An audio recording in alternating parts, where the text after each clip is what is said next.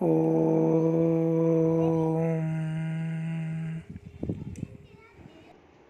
Ram Ram. Namaskar. How are you, students? I think you stay safe at home with your family. Now, welcome to you to our digital class of Kalinga Saraswati Sishu Mandir, that is Kasam. Standard 8, subject science, topic second chapter, the microorganisms, friend and foe, that means ଅଣୁଜୀବ ଉପକାରୀ ଓ ଅପକାରୀ। ଅଣୁଜୀବ ନା ତୁମେ ଶୁଣିଥିବ ନିଶ୍ଚିତ ଭାବେ। ତ ଅଣୁ ଅର୍ଥ କ'ଣ? ଅତି କ୍ଷୁଦ୍ର ବା ଛୋଟ, ଯାହାକୁ ଆମେ ଇଂଲିଶରେ ମାଇକ୍ରୋ ବୋଲି କୁହନ୍ତି। ତେଣୁ ଯେଉଁ ଜୀବ ଗୁଡ଼ିକ ଆମକୁ ଖାଲି ଆଖିରେ ଦେଖାଯାଆନ୍ତି ନାହିଁ, ସେମାନଙ୍କୁ ଅଣୁଜୀବ ବା ଜୀବାଣୁ ବୋଲି କହିବା। ଏହାକୁ ଦେଖିବାକୁ ହେଲେ ଆମେ ଏକ ଯନ୍ତ୍ରର ସହାୟତା ନେଇଥାନ୍ତି, ଯାହା ନାମ ହେଉଛି ଅଣୁବୀକ୍ଷଣ ଯନ୍ତ୍ର। ତୁମେ ଶୁଣିଥିବ ସର୍ଦ୍ଦି, ଇନଫ୍ଲୁଏଞ୍ଜା ବା ସ୍ୱାଇନ୍ ଫ୍ଲୁ, ବାର୍ଡ଼ ଫ୍ଲୁ ଆଦି ଶୁଣିଛ ନା? ପୋଲିଓ, ହାଡ଼ଫୁଟି, ଏସବୁ ଯେଉଁ ମାରାତ୍ମକ ରୋଗ ଆମେ ଶୁଣିଥିବା ବା କାହାକୁ ହେଇଥିବା ଆମେ ଜାଣିଥିବା ବା ନିଜେ ବି ଅନୁଭବ କରିଥିବା, ଇଏ ମଧ୍ୟ ଏକ କାର୍ଯ୍ୟ ହେଉଛି ଅଣୁଜୀବର। ସେମିତି ତଳଝାଡ଼ା, ମ୍ୟାଲେରିଆ, ଇଏ ମଧ୍ୟ ଶୁଣିଥିବା, ଇଏ ମଧ୍ୟ ଏକ ଅଣୁଜୀବର କାର୍ଯ୍ୟ, ଯାହାକୁ ଆଦି ପ୍ରାଣୀ ଦ୍ୱାରା ହୁଏ। ଟାଇଫଏଡ଼୍, ଯକ୍ଷ୍ମା ଆଦି ରୋଗ ଏହି ଅଣୁଜୀବ ଦ୍ୱାରା ହିଁ ହୋଇଥାଏ। ଏହି ରୋଗ ଗୁଡ଼ିକ ବୀଜାଣୁମାନେ କରିଥାନ୍ତି। ତେଣୁ ଏ ଅଣୁଜୀବ ଗୁଡ଼ିକ ଆମର ଚତୁଃପାର୍ଶ୍ୱରେ ଘେରି ରହିଥାନ୍ତି। ଇଏ ଅତ୍ରତତ୍ର ସର୍ବତ୍ର ସବୁ ଜାଗାରେ ଏମାନେ ରହିପାରିବେ। ଏମାନେ ମରୁସ୍ଥଳ, ଉତ୍ତପ୍ତ ଜଳ, ବରଫ, ଏପରିକି ଗାଢ଼ ଗନ୍ଧକାଳପୂର୍ଣ୍ଣ ପୋଖରୀ, ଗଭୀର ଗାତରେ ମଧ୍ୟ ରହିପାରନ୍ତି। ଏମାନେ କୁହାଯାଉଛି କି ମହାକାଶରେ ମଧ୍ୟ ବଞ୍ଚିପାରିବେ। ଆମେ ଆହୁରି ଶୁଣିଥିବା ଚନ୍ଦ୍ରପୃଷ୍ଠର 2 ବର୍ଷ ପର୍ଯ୍ୟନ୍ତ ରଖାଯାଇଥିବା ଏକ କ୍ୟାମେରାରୁ ମଧ୍ୟ ବୀଜାଣୁ ଥିବା ଜଣା ପଡ଼ିଥିଲା। ଏପରି ପରିବେଶ ବୋଧହୁଏ ନାହିଁ ଯେଉଁଠାରେ ବୀଜାଣୁମାନେ ବଞ୍ଚିପାରିବେ ନାହିଁ। ତେଣୁ ଏ ଅଣୁଜୀବ ମୁଖ୍ୟତଃ ସର୍ବତ୍ର ବାସ କରୁଛନ୍ତି। ତେଣୁ ସେମାନଙ୍କର କାର୍ଯ୍ୟକଳାପ, ଗୁଣ, ରହିବା ସ୍ଥାନ ଆଦିକୁ ଆଖି ଆଗରେ ରଖି ମୁଖ୍ୟତଃ 4 ଭାଗରେ ବିଭକ୍ତ କରାଯାଇଛି। ଗୋଟେ ହେଲା ବୀଜାଣୁ, ଆଦି ପ୍ରାଣୀ, କବକ ଓ ଶୈବାଳ। ତା ଛଡ଼ା ଏମାନେ ଆମର ଉପକାରୀ ବି କରିଥାନ୍ତି ବା ଉପକାରୀ ଅଟନ୍ତି, ଆଉ ଅପକାର ମଧ୍ୟ କରିଥାନ୍ତି। ଯେମିତି ସଂକ୍ଷିପ୍ତ କହିବି, ବୀଜାଣୁମାନେ କ୍ଷୀରକୁ ଦହିରେ ପରିଣତ କରନ୍ତି। ଛେନା, ଆଚାର ଓ ପାଉରୁଟି ପ୍ରସ୍ତୁତିରେ ବୀଜାଣୁମାନେ ସାହାଯ୍ୟ କରନ୍ତି। ସୁରାସାର, ମଦ, ଏସିଟିକ୍ ଅମ୍ଳ ଆଦି ପ୍ରସ୍ତୁତିରେ ମଧ୍ୟ ଏମାନେ ଆମକୁ ସାହାଯ୍ୟ କରନ୍ତି। ବେଳେବେଳେ ବୀଜାଣୁମାନେ ମଧ୍ୟ ଔଷଧ ପ୍ରସ୍ତୁତି କରିବାରେ ସାହାଯ୍ୟ କରନ୍ତି। ମାଟିକୁ ଫସଫସିଆ ବା ଉର୍ବରତା ବୃଦ୍ଧିରେ ମଧ୍ୟ ଅଣୁଜୀବ ସାହାଯ୍ୟ କରନ୍ତି। ଏପରିକି ବୀଜାଣୁମାନେ ଅଜୈବିକ ଆବର୍ଜନା ଓ ମୃତ ଉଦ୍ଭିଦ ଓ ପ୍ରାଣୀମାନଙ୍କୁ ଅପଘଟନ ଦ୍ୱାରା ସରଳ ଉପାଦାନରେ ପରିଣତ କରି ପରିବେଶକୁ ନିର୍ମଳ ରଖନ୍ତି।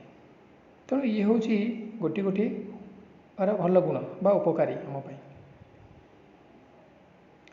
ଆମାଶୟ ଆଦି କେତେକ ମାରାତ୍ମକ ରୋଗ ଶୁଣିଛ, ଇଏ ଆଦି ପ୍ରାଣୀ ଦ୍ୱାରା ହୁଏ। ମୋଟରେ କହିବାକୁ ଗଲେ ଅନେକ ରୋଗ ଅଣୁଜୀବମାନଙ୍କ ଦ୍ୱାରା ହିଁ ହୋଇଥାଏ ବା ପ୍ରସାର କରିଥାଏ। କେତେକ ବୀଜାଣୁ ଅଛନ୍ତି ଯିଏକି ଆମ ଖାଦ୍ୟକୁ ବିଷାକ୍ତ କରିଦେଇଥାନ୍ତି।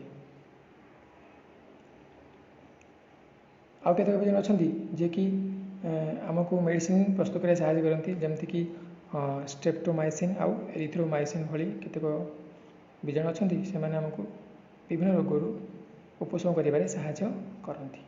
ପୁଣି ଆଉ କେତେକ ଅଛନ୍ତି ଯିଏକି ଯବକ୍ଷାରଜାନ ବିବନ୍ଧନ ପ୍ରକ୍ରିୟାକୁ ସଫଳ କରିଥାନ୍ତି। ହେଲା ଏବେ ଅଣୁଜୀବ। ତ ଅଣୁଜୀବ तुमको कहली पिले अति सूक्ष्म जीव जहाँकि अणुवीक्षण यंत्र ही देखी हुए। तेणु सेगुड़ी को ही अणुजीव कहुच्छे। मैं आगुरी कही यह 4 प्रकार। एबे देखिए प्रथमटी कौन बीजाणु बा बैक्टेरिया, द्वितीयटी है आदि प्राणी बा प्रोटोजोआ, तृतीयटी है कवक बा फंजी, अंतिमटी बा चतुर्थटी है शैवाल बा आल्जी।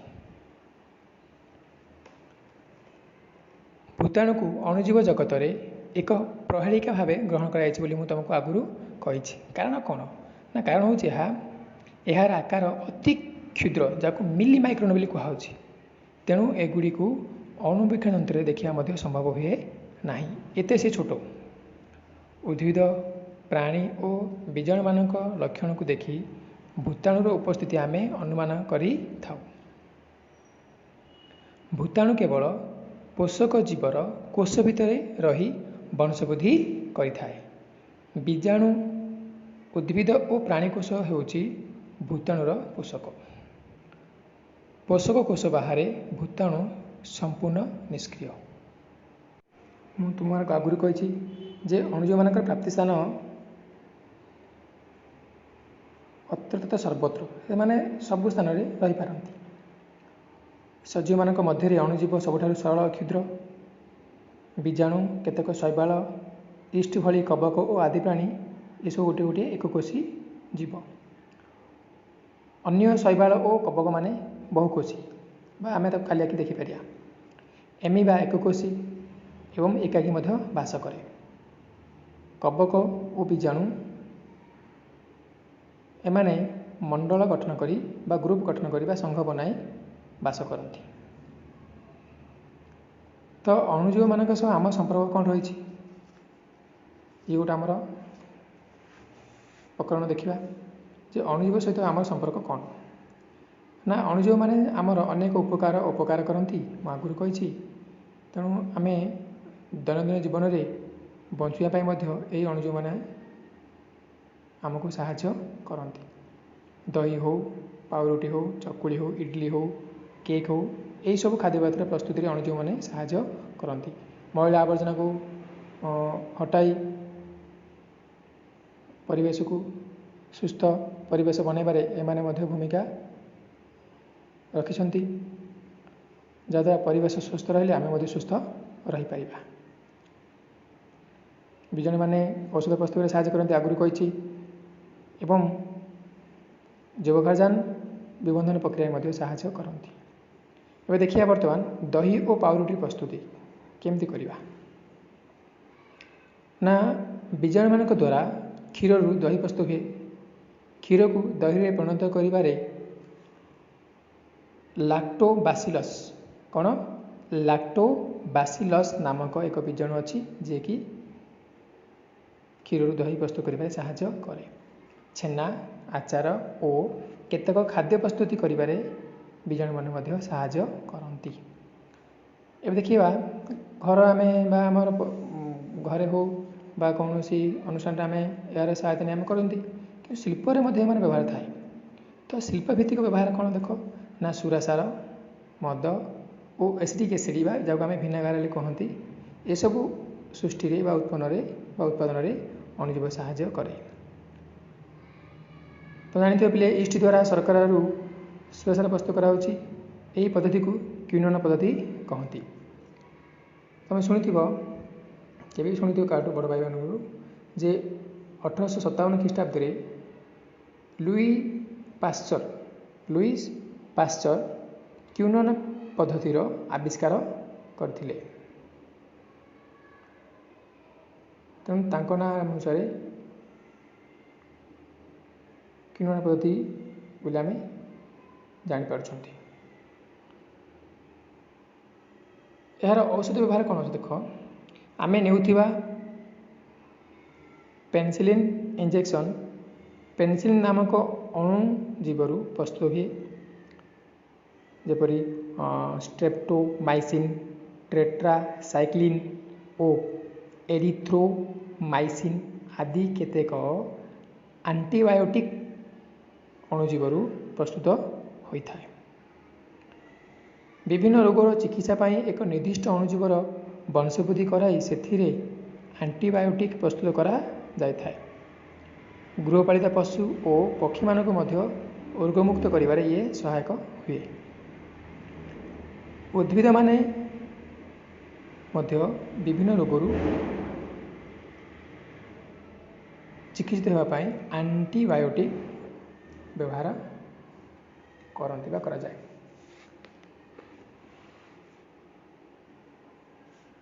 तो मु तुमको कहली एबे पेनिसिलिन।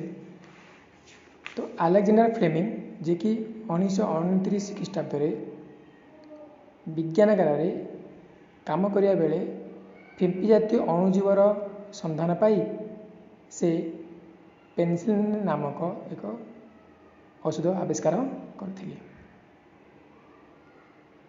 जे कि सर्दी और फ्लू रोग निराकरण करिबारे एंटीबायोटिक बा जीवाणु भाव में व्यवहार करा जाए। ए एंटीबायोटिक व्यवहार देखिबा बा सुनिले।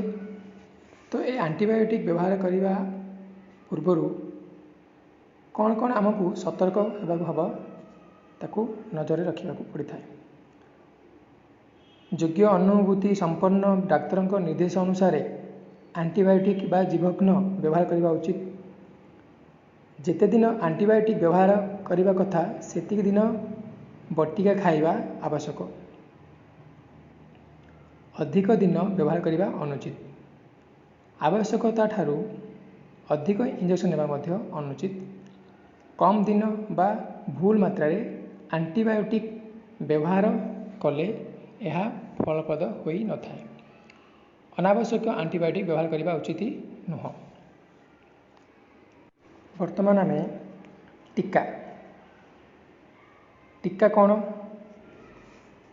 यार आवश्यकता कौन रही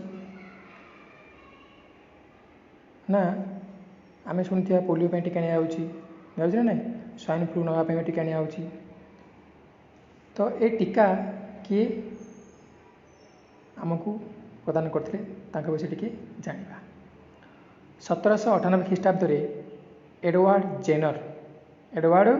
जेनर बसंत रोग निराकरण पाई टीका उद्भावन करथिले।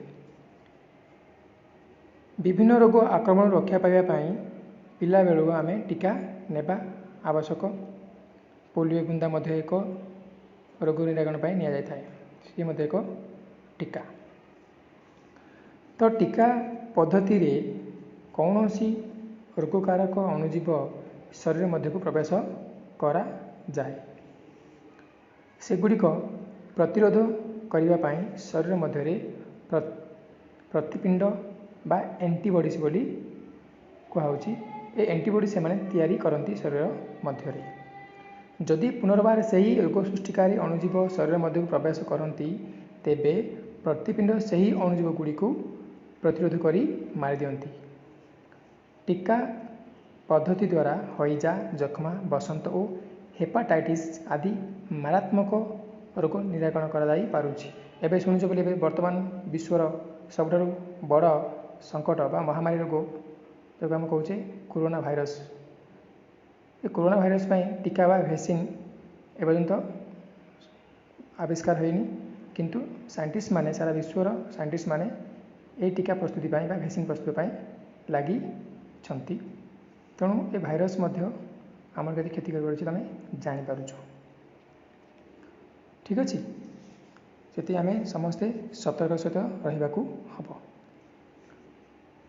मृत्तिकार उर्वरता वृद्धि करिबारे माटीर उर्वरता वृद्धि करिबारे मध्य अणुजीव सहायता करिथाए।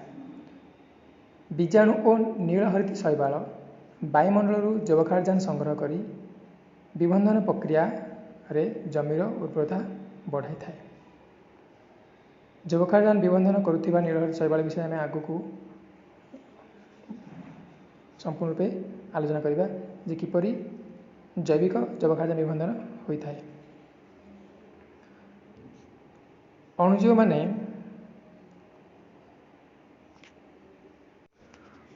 माने परिवेश सुरक्षा करथांती। तो अणुजीव माने प्राणी और उद्भिदर वर्ज्यवस्तु और मृत शरीर ଅଳିଆ ଆବର୍ଜନା ପଚାସଢ଼ା ପଦାର୍ଥ ଆଦିକୁ ଅପଘଟନ କରାଇ ସରଳ ପଦାର୍ଥରେ ପରିଣତ କରନ୍ତି।